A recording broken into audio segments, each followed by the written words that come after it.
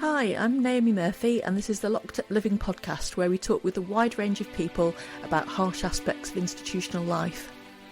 We also explore some of the ways to overcome them and to grow and develop. I'm David Jones. So join us every Wednesday morning, 6 o'clock UK time, for a fresh podcast.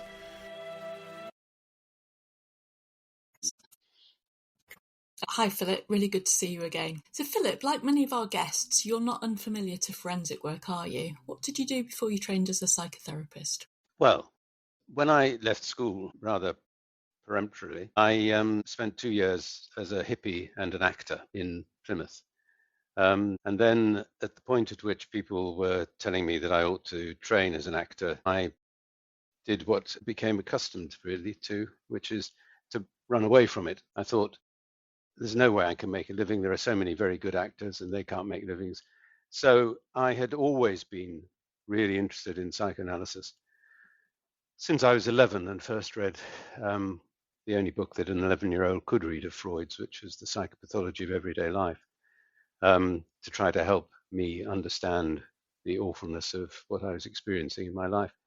So I wanted to go back to that. So I tried to improve my A levels while working as an assistant nurse in children and adolescent psychiatric unit in Exeter. Then I did my psychology degree, and then I saw an advert for a job as a group worker at something that was new, brand new idea, called a youth treatment centre, which was for children and adolescents who had committed very, very serious crimes. And it had been invented by probably the last time that the social service inspectorate were able to think creatively and not follow a kind of groupthink state of mind. And they thought that there may be quite a significant group of such kids who could benefit from some sort of treatment and that they should provide that. And so they found a place which had been built essentially to be an improved school. So they used that as the site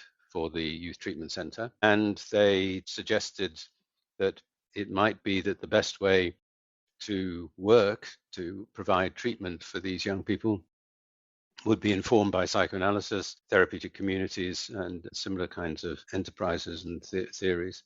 And that beyond that, they had nothing much more that they could offer except have a go and see what you can do, which was rather wonderful. The first attempt to do it was led by a psychiatrist and collapsed. And when I applied, was joining the second attempt to make this work. And I was given a job, which was extraordinary because the group work level of the job was senior people in their own professions, and the professions that people came from were teaching, nursing, and residential social work. And I had no work experience. I'd done stuff while I was at university because university was thoroughly irritating. Hadn't got a professional qualification. So I was accepted into this group and joined in the enterprise of trying to discover how we might make a difference. And then a couple of years into my time there, just as I was missing the hippie thing and preparing to go off to India and do that, a job as they called them house leaders of one of the units came up, and the consultant psychiatrist told me that I should apply, which I thought was quite mad. So I applied and demonstrated that it was quite mad because I was appointed. And that was the beginning of a number of extraordinary experiences, not least of which was a period of about 18 months of feeling absolutely terrible, feeling constantly a failure, constantly frightened. I mean, I literally used to shake as I was driving to work, and all the time feeling if something went wrong, if the kids acted out in some kind of way, that it was my fault. And then the same psychiatrist suggested that I might be interested in doing the training at the Tavistock Clinic in consulting to organizations. And so I thought anything, I'd do anything to get out of this awful feeling. And I got onto that course. And the first thing that happened was that we were sharing our work experience. And I told them what a complete failure I was, really, and how bad I was at the work and how frightened I was about what I was doing and how dreadful I felt about all the mistakes I was making. And they said, Phil, you do understand, don't you, that these feelings have been projected into you from the kids via the staff. And I can't tell you what a absolutely wonderful road to Damascus kind of experience that was, when I suddenly could see how true it was.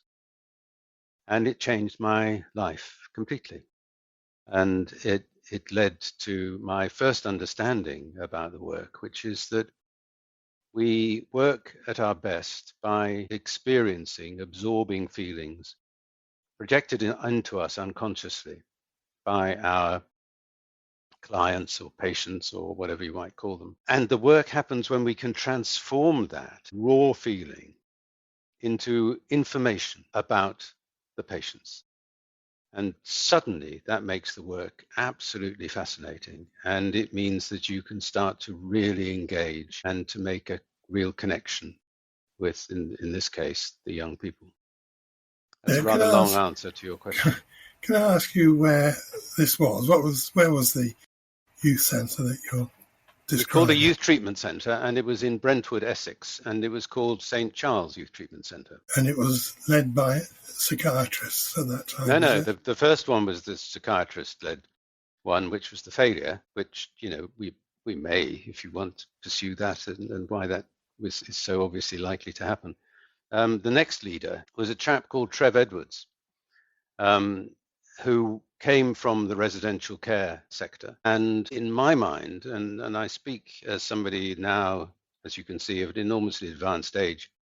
So from experience of working with organizations over a long, long time, he remains, in my view, the best manager I've ever worked with. He knew very little about psychoanalytic work or group work or anything like that. But he trusted that he had managed to appoint people who really did. And he saw his job as to protect us from the invasive questioning of the government. We were run directly by the government. We were initially by the Home Office and then by the Department of Health and Social Security. And so his job was to protect us so that we could do what the Social Service Inspectorate had asked us to do, which is to find out how to do this job. And we did gradually. And it was at times very, very challenging and very difficult. But we did discover some very key things that worked. And I kind of turned out to be the person who was able to conceptualize all of this. And so it was felt that I brought it all together and created the idea of how to make it work. And I'm reminded as you're talking, Philip, how similar the start of that project sounds to the start of the Dangerous and Severe Personality Disorder project, which was, I was the treatment lead for the first of those services, but again, kind of like set up by the Minister of Justice and answerable to them to start off with, and different there's something nice about the freedom to do something different because there's a recognition that what is already happening isn't working, but how easy it could be for that to go wrong, as well as actually there's the opportunity to get something right. And you did mention the fact that there'd been this first one that hadn't gone right, and I wondered if you had thoughts about what hadn't gone right. I wasn't there for the first one, so I don't know exactly, but I think that why it went wrong was because there was a premature move towards diagnosis and towards allocating a kind of identity to the young people rather than encountering them where they were. And that's because they were, of course, exactly what it said on the tin, dangerous. And so I think that the people at the top felt that the first thing to do was to try and contain the danger, which I think is an understandable thing, but I also think is a mistake, because you then treat the individual according to his or her behavior, which entirely misses the real individual inside and the way that you can make a difference And actually, we did make a huge difference because there was a very high level of violent incidents at the beginning of my time at the youth treatment center. And by the time we felt that we really knew what we were doing, there was very, very little violence. And I can explain something of that if you're interested about why that happened. Absolutely. I mean, again, it's resonating because the project that I went to had been open for 3 years by the time I went there. So many of the resources had gone into assessment of risk, assessment of danger, labelling people as psychopaths and giving them a diagnosis. And actually very little attention had been given to thinking about what needed to happen to them afterwards. And again, you have a problematic, the unit was set up for the most dangerous men in the English prison system. But actually, by shifting the focus onto how to make people feel safe through treatment, led to very different results. And we had very, very low levels of violence in the unit that I led compared to the rest of the prison, for instance. It was the unit of despite having this population, but including men who had killed whilst in prison, committed very serious offences, but actually had the lowest levels of violence at Whitemoor Prison. So yeah, I am really interested in what you learned there in your reflections, and I wondered about what it taught you about the needs of young people who offend. Well, okay. First, to start where you're starting from, which is that question, it is a general truth, I think, about children and adolescents. So this is about all of them, not those who offend. That it's a terrible error that parents often make to give too much decision making to the child. They're not equipped to make decisions for a number of different reasons, but the most obvious one, which I often, when I'm trying to teach people about this, talk about the decision about what secondary school kids should go to. And I think it's a terrible thing to give that choice to the 11-year-old or however old it might be. Because then the 11-year-old, when it all feels as if it's gone wrong, is left blamed for it. But the 11-year-old has no way of knowing how to make a decision about what's a good school for two reasons. One is that they have no sense of time in the way that an adult does. They've only been around 11 years, of which about 5 are as much as they can remember.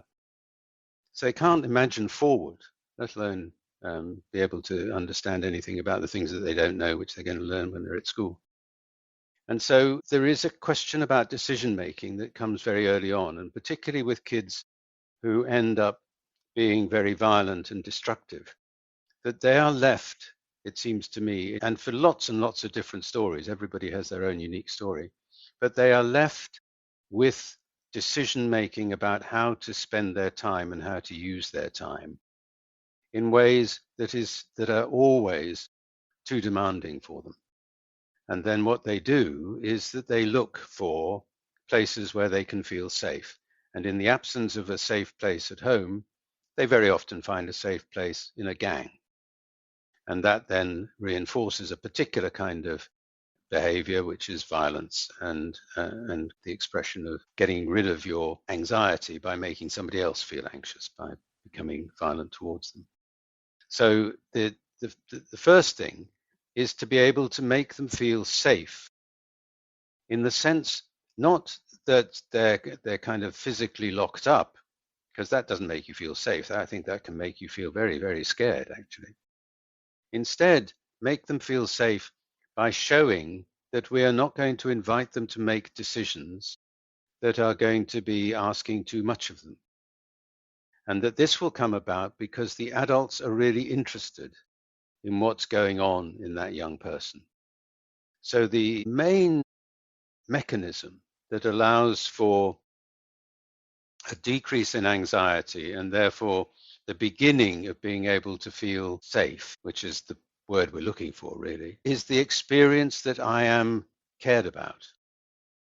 And so the means by which that's delivered is what I like to call a benign inquiry. That staff who feel able to conduct a benign inquiry into what's going on here, which is simply another way of describing a loving curiosity about what's going on here, make the children feel two things. One is that they're contained because there is an intervention going on, which is saying, hang on, let's think about what's going on here. But the other thing is that they feel that somebody cares, and that provides this sense of safety. It's very interesting what you're talking about. Now, if you want to see a really perfect example of what you're describing, then just watch the film The Quiet Girl, which was on Channel 4 the other night, but you can get it on catch up. And it's a story set in Ireland about a little girl who's, I think, the third or fourth child of a dysfunctional family who goes to stay with her sort of aunt and uncle who look after her, who see that she's there. It's a beautiful example of what you're talking about. Good, thank you. I will do that. So, Philip, what did you learn about yourself from the work? What stayed with you after you left? Oh, all kinds of things. I mean, just to go back to what I said about how awful it was to be put in the position of being a leader. And I was, at that time, and for many years, I was the youngest person on site other than the kids. And yet I was in this very senior position. So the first thing I learned about myself is how vulnerable I am to feelings of failure, aloneness, isolation, and so on. What I also learned was that in the process of recognizing that these things, on the one hand, do belong to me, they are my personality, although I think these days things have changed and I've got other weird features of my personality. But although it's truly me, they also operate as hooks. Wilfred Bion called them valencies, that we all have that are easily perceived unconsciously and so get, as it were, activated by somebody else unconsciously. And therefore, if you can face these things in yourself, then when they're activated at work, you can actually find that knowing that this is to do with the work makes them very, very sensitive receptors for feelings that particular kids are having and getting rid of into you and into other members of staff. So I learned that my own personality idiosyncrasies, when properly attended to, also became very helpful in the work and enabled me to transform feelings that couldn't be managed by kids and then subsequently patients and so on, to transform them into meaningful information.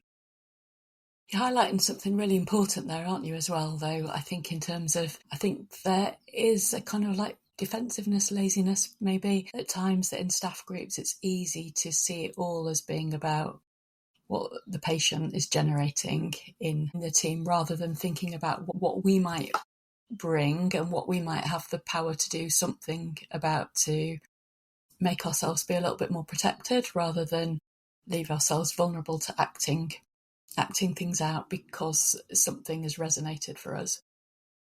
Well, yeah, I mean, so I think that's so important, actually, what you just said, because from that time, for the rest of my professional life up till this very minute, I have always built mechanisms in the teams that I'm managing that provide a space to be able to think about the feelings that are happening at work, and a space where people are not going to be therapized or something, where instead those feelings are going to be available to be understood. And without that, then people end up reinforcing their own defensive strategies around what are vulnerabilities in themselves, in their own personality. They end up reinforcing the defensive strategies, which is why in many residential kind of institutions, including prisons, young offender institutions, and so on,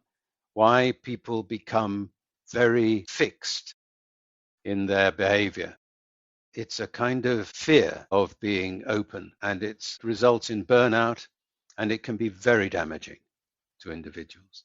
But where there is a benign, again, the same word, a benign inquiry, two words actually, a benign inquiry going on, and that we know that this is not about turning us into patients. It is about the complexity of the interaction between us and our clients. When that's happening, then people are able to leave work at work and go off and have enjoyable lives. And therefore, their time at work is much more fruitful and enjoyable, actually. So it sounds like a very rich working experience whilst you were there, Philip. Why did you end up leaving? Because of Margaret Thatcher, which is, she arrived. We were run, as I said, by at that stage, we were at the Department of Health and Social Security, and the permanent undersecretary there was a very nice chap who, sadly and embarrassingly, but that's because I'm so old, I can't remember his name, but he was a really nice guy and was very supportive of me. And he showed me a Xerox. I don't suppose any of you know what a Xerox was, but it was the original form of duplication that was always smudged, and God knows however it got used. But a Xerox copy of a message that had been sent around by the Cabinet Secretary to all permanent secretaries of all the departments saying she will not tolerate any of us telling her that giving her advice that come from so-called experts. And he said, "Be careful, Philip. That's the writing on the wall." And I noted that. And then a few years later, it was very clear that there was tremendous pressure to reduce the quality of staffing in our youth treatment centre. And they opened another one in Birmingham, which was based entirely on behaviourist lines, run by a chap called Masood Hagougi, who had been running ACLIF in Durham, entirely on behaviourist lines. And his view really was that you just have to write the programme, and staff and kids, all of them, just fit into the programme. They don't have to have a mind, they don't have to think, they just do what they're told. And this was awful to witness. And I could sense that there was this move, kind of pincer movement around St. Charles to try to get rid of expert. And when Trev Edwards left, his successor was appointed from that kind of background. And I thought, this is no good will come of this. And then when they refused to appoint somebody to a role, by then I was an assistant director, when they refused to appoint somebody to a role that I thought she was eminently suitable for, I thought, that's it, I've got to go. And I made this rather childish gesture of resigning and refusing to be there any longer, which was a silly thing to do. Didn't have a job. That's why I left. Mind you, I mean, it is interesting that 250 years later, I get approached by somebody who is setting up something called Secure Stairs in the YOI estate, because they recognized through actually the PD-CUF, personality disorder knowledge and understanding framework, which was based on a lot of my kind of meanderings. And they recognized that what they were trying to do had already been invented. And so they came to me. So I had a brief resurgence of forensic life with Cookham Wood, and that was good. And I enjoyed that intervention, which of course was undermined completely by the Department of Justice, as it would be. Fascinating. I'm sure there's much more we could talk about there. And it's another thing we can add to the list of things to blame Margaret Thatcher for. From looking at your website, it seems as though you're very interested in how important ruptures are to the therapeutic relationship. Can you say a bit more about this? Yes, I put it like this, that boundaries are where the work happens. So if I take as an example simply as the psychoanalytic encounter, so a patient and an analyst. If the patient is sitting there or lying there, kind of working through all the stuff that he's been thinking about in a way that seems appropriate to understanding himself more and more, the analyst has nothing to do. He can make his shopping list or prepare his food or something like that. The reason why you come to life is because you discover that the patient is treating you in a way that has broken the boundary. Now, what I mean by a boundary is the therapeutic boundary. It's very clear, which is you are a patient, you can say or do anything you want, and I am a psychotherapist or psychoanalyst, and my job is to try to understand the unconscious meaning behind what you just said or done. That's a simple kind of arrangement, and I think it works from the moment that it's set up. And then when the patient treats you quite clearly as somebody who is making an aggressive and nasty judgment, they've broken the boundary because they're not treating you like a psychoanalyst. And so then you have to wake up and start to think what's going on here. And you try to reestablish the boundary by doing two things. One is to describe in a simple way that a boundary's been broken. You say, you seem to feel that I am a judging, nasty, horrible person. But you also stick to your side of it, which is to then think about, well, what might have made that happen? And you wait until a thought comes to you. It might be something like, which is very much like you were describing your father last time we met. And then lo and behold, what you've done, other psychoanalysts would call, you've made an interpretation. And so for me, that's the work. The work always happens at the boundary. We are always pulled across the boundary. There is a phenomenon in psychoanalysis that is very well known called countertransference, and a linked phenomenon called projective identification. But you will know that transference is when the patient perceives the therapist as a figure from their past. And the countertransference is that the therapist feels like that. And of course, as soon as you feel like that, you're already being pulled across the boundary. If you don't notice that this is happening to you and you start behaving like that, then you have moved across the boundary. And at that point, what really matters is not that you've broken a boundary, because I'm saying that that's where the work happens. So you're always going to break a boundary if you're doing work well and in the right area. The important thing is to notice it and then to understand it and to use that understanding to share something with the patient about what's just happened. So for me, this idea, which I first started thinking about in the youth treatment center, because it was happening all the time there, has been a central feature of my thinking and my teaching, and more recently my writing, because it has an impact on how you think about the work. If you know that the boundary will always be broken, then the two things follow from that. One, which is about therapy, is that if you can imagine that that's the sort of boundary to the therapeutic container, eventually, if that's going on enough, it'll break.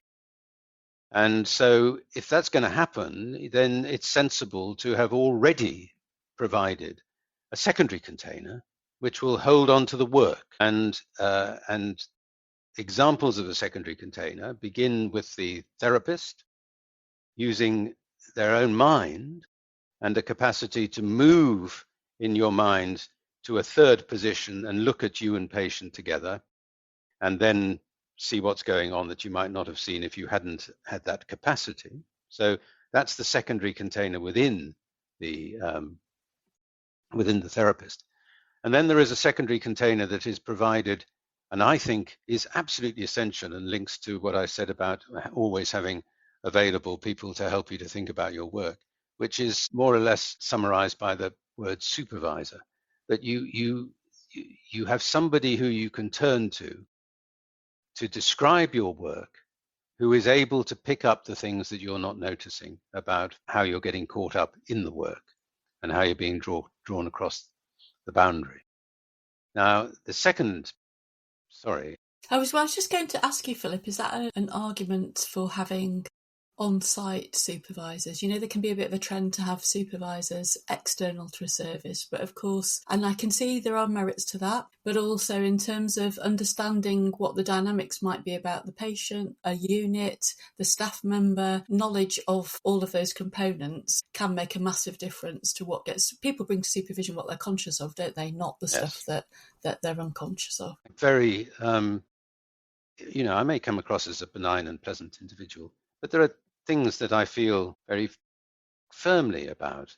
And one of them is that it may be that for reasons very often of resources, that supervisors are recruited from outside an institution. But that cannot work unless they are, by contract, part of the secondary container, which you can do very easily with a contract and with a requirement that the supervisors meet with somebody who supervises the supervisors on a regular kind of basis and that sort of thing. It's not a difficult thing to set up. But it's absolutely right that you need that, because the purpose, when you look at it in the way that I'm describing, the purpose of the supervision is based upon this principle that the work happens at the boundary, and therefore that supervision protects both the patient and the therapist from staying the wrong side of the boundary. And that absolutely is the responsibility of the institution that provides the boundary. And therefore, the secondary container has to be part of the institution. It is part of the institutional role. And so you can imagine that the supervisors are kind of located in the walls of the container. Thank you. Well, that's a very, very clear description of that major part of therapeutic process. Thanks very much indeed for that. So another subject that you've been interested in is the hierarchy of decision making. Can you tell us a bit about your thoughts on this? How long have you got? So this comes from my work as an organizational consultant, but it begins again at St. Charles. It's weird. I mean, now that I'm kind of conscious of the ending of my life, I'm looking back and seeing the website that you're referring, at least I hope the one you're referring to is the one that I've recently started, which is, yeah, you are. That it's there to capture something of the development of my thinking and of my ideas and my interventions. And what is interesting to me is how many things that I thought I had developed much later in my career were already, as it were, foreshadowed at the Youth Treatment Centre, but not necessarily conceptualized in the way that I conceptualize them now.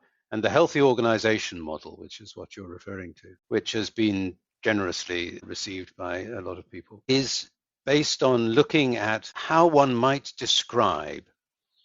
By the way, it's a myth. There is no such thing as a healthy organization. So it's a myth in the same way that a really healthy human being is a myth. But it's very helpful in locating where things are going wrong.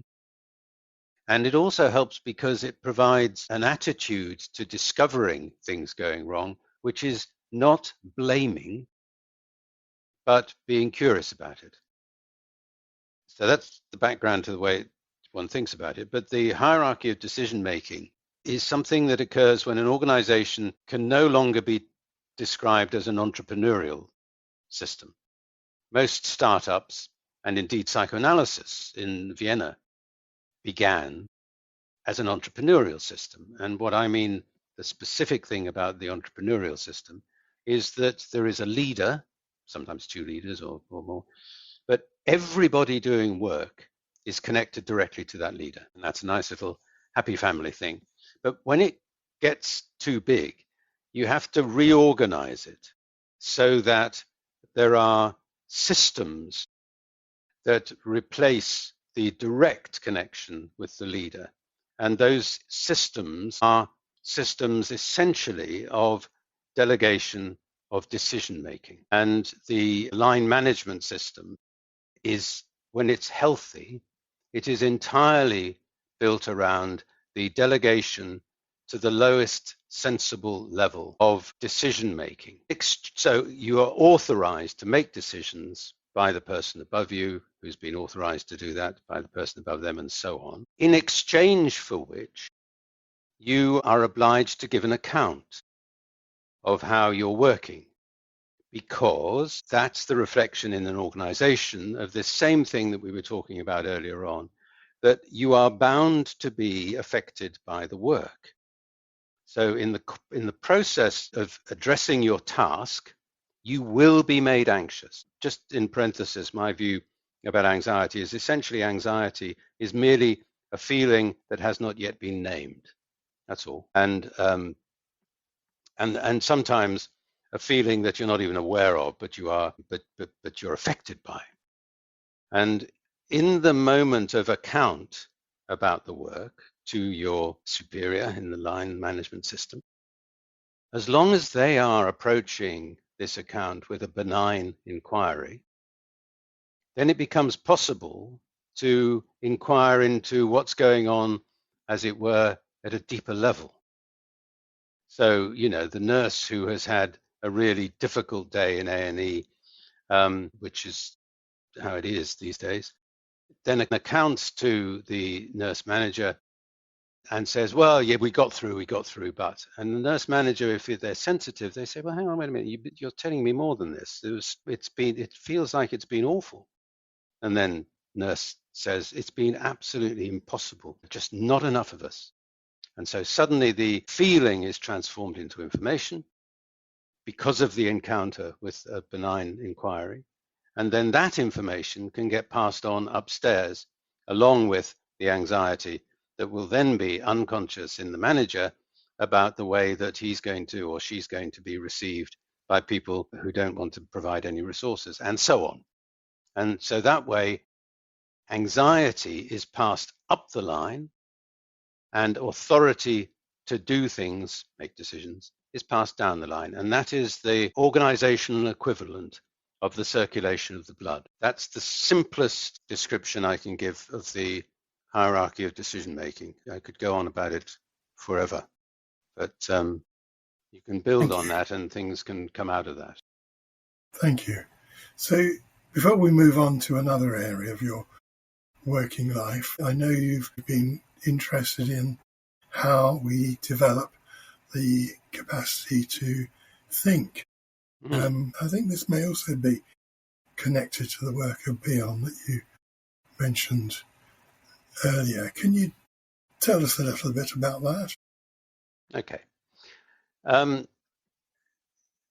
The word that immediately comes to my mind is narrative. In a kind of standing outside, briefly, you can't really stand outside, but sort of outside our existence as a species, what we can say, I think, with some confidence, is that human beings are social animals who, not completely uniquely, but pretty well almost uniquely, are designed to look after the vulnerable members of society. Now, biologists have been telling us for years, and nobody listens, that there is a very good reason for this, which is that human infants are born prematurely. I think that's very obvious. I spent my secondary school years on Dartmoor, where there's very little else to do than watch lambs being born. And they don't sort of pop out and sit there thinking, well, what the hell do I do now? They very quickly get up onto their feet and they go off and look for a nipple. And not just any old nipple, their mummy's nipple. And babies don't do that. Human babies absolutely can't do that. And so that means that it is important for human beings that we are designed to want to look after the vulnerable. Now, when you think about that as the context, and you notice that quite a lot of people grow up and appear to find that a struggle to be looking after the vulnerable, it raises the question, well, since it's such a good design, and it is a good design, we're the most successful species on the planet, that's why we're destroying it. The question is obvious, which is, well, what happened to that process? And then when you start to look at the difference between, or other differences between ourselves and animals, you notice that Freud had a lot to say about this, which was really, really helpful. He said that babies, human babies, and all animals are driven to behave by feelings. And the feelings are so intense that the animal and baby are driven to behave, to act, to get rid of the feeling. It's a horrible experience. And he called that the pleasure principle, meaning that the arrival of a feeling, and that means, by the way, that all feelings are conscious. You know, you hear people claiming to be therapists saying, oh, that's an unconscious feeling. It can't be an unconscious feeling. It's a feeling, meaning you're feeling it, or you aren't feeling it, in which case that's very interesting. It's not, feelings are only conscious. But the intensity is the thing that makes animals act. but something happens to human beings. And Freud said that at a certain moment, human beings turn to face reality. But he didn't explain why. And I think Bion does. And I think Bion explains why by saying that in addition to the sort of component drives of love and hate, which are common to animals and to ourselves, human beings have as an innate drive. Doesn't mean that there aren't drives that develop subsequently in animals and so on, but as an innate drive, as an innate part of our nature, we have curiosity. And curiosity, I think, operates like a kind of, what would you say, a sort of software that requires us constantly to explain to ourselves what's happening to us. So from birth, well, from before birth, I think we're doing that. We're explaining to ourselves what's happening to us, but we can only do it from what we already know. And for the baby, that's very little. But the very first explanations for what's happening to us were described by the Kleinians as the primitive defenses. They didn't think like I do, just to bear that in mind. They were describing what they found in young children, and very accurately they described these primitive defenses, which are essential to our lives. Why are they essential? Because every single one of them, projection, denial, all of the simple defenses, create a space. Instead of hunger being here in me, hunger is happening as something out there to me. So it creates a space. So the baby's very first explanations do something that animals don't get to do, which is that there is a space between the experience and the source of the experience. Now, these things are all invented, of course, and eventually the baby discovers that there isn't a hunger monster kicking them in the stomach, but it gives them space. And then the next thing that the baby is able to do is to experience a yummy, yummy mummy who, when the baby, who, just like all the animals, can only act in the face of an intense feeling. So the action of a baby is that thing.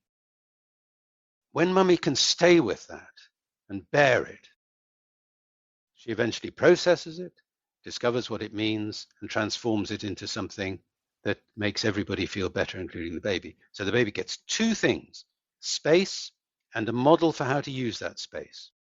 And that's the beginning of thinking. And when those things are present, then gradually thinking will develop, and it's thinking that is the alternative to action. And it's thinking that provides the opportunity then to face and look at reality. And so that's why I'm interested in the development of thinking and how it develops throughout life and how it goes very complex in adolescence, because we can ask questions then about if certain things are absent, we have some idea of when they would have developed if everything had been going, like in the model of the healthy organization, if everything had been going in a healthy way. And so we then are helped to be able to think, what is it that might be going on here for this particular patient?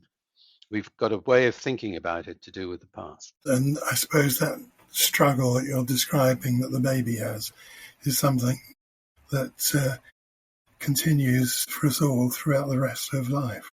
Absolutely. And I think, when there's a danger about me kind of giving these answers in this rather succinct way, that it sounds like I'm simplifying and oversimplifying, and also it sounds like I'm being very certain. The thing about the encounter with another human being is that it begins with not knowing.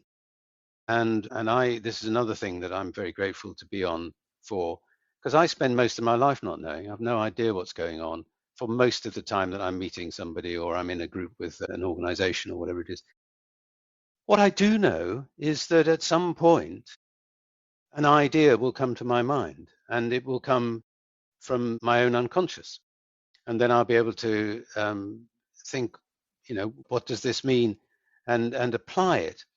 And so in the process of being able to work with individual patients or with groups, this is always a balance between managing not knowing and not getting prematurely certain about something, but having the confidence that the benign inquiry, the looking at, the being genuinely interested, is going to enable something to take place.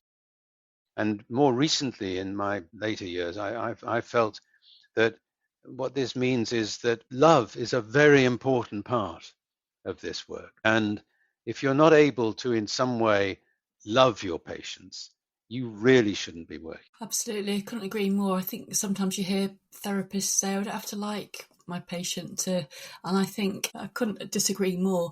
I think you have to at least be wanting to like the patient and wanting to overcome those barriers to liking them, else how on earth can you do something meaningful with them? Absolutely. Yeah, I agree. Wondered, Philip, how, you've been doing work really at times working with quite disturbed people and organisations, and I wonder how you've looked after your own well-being over the course of your career. Well, I think I've kind of covered that in a way, because whatever I've done, when I was at the TAVI, as I was, I ran a team called, because the TAVI was filled with inspiring titles, the SCI. I wanted to call it, what makes the work so difficult, a psychoanalytic approach to understanding. And they said, oh, God, no, don't say things like that. Call it a short course intervention. So that's what it was called. But the short course intervention, it required us to demonstrate, and this was really consulting to a wide, huge range of organizations. It required us, I thought it was really important, to model what we were, as it were, teaching people. And the most important part of what we were doing in trying to teach people something was to emphasize that it is not a failure to not notice. The failure is not to want to discover how one is being pulled into the other side of the boundary and so on. And so you provide, and I think it's a duty, quite frankly, of organizations that require people to do intimate work with other human beings. I think it's a duty to provide a space for people to talk about the experience. And in doing so, first of all, transform anxiety into meaningful data. But secondly, because it becomes meaningful data, to have that very nice experience of suddenly feeling enthusiastic again about the work. So I've carried that with me in everything I do. It was an essential part of the team. The team had to meet regularly to do that. And I've always looked for and maintained some kind of place to talk about my work, which has then enabled me to enjoy my life with my family and friends. Terrific answer, Philip. Thank you. Fascinating conversation. I really enjoyed it. Thanks very much for coming on. Well, thank you very much. I've enjoyed it too. Thanks very much, Philip, and great to meet you.